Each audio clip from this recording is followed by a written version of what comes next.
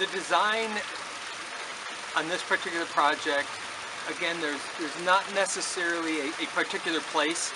I think what happens is it's very organic, and I use that word a lot because what we do is very organic in nature, where what we're doing is assessing the property, the elevation changes, what the objectives are, what the homeowner's looking for, what they think they're looking for.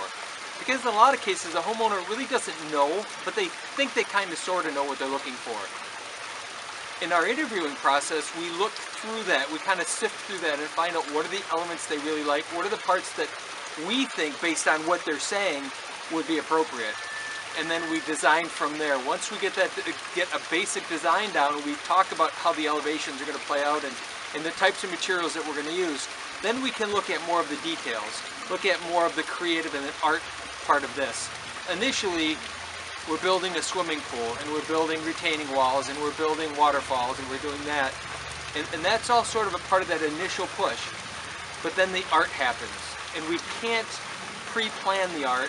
The art has to happen rather organically in the process. So as we're going and we have structural walls, and then we have to look at what are we going to do with them. Most people would just cover them over with stone, the same stone everywhere, or two different materials. We very much like to add those artistic pieces. That's where we do some carving. That's where we use things that we find and things that we reclaim to add into the wall, to give it texture, to give it color, to give it design and those types of elements. So from the art standpoint, that happens as the progress, as we push forward. On the initial side, from the design standpoint, we're simply dealing with elevations and how those elevations are going to work. Once we have that figured out, then the rest of it comes sort of in the artistic process. By feel is what we normally explain it as.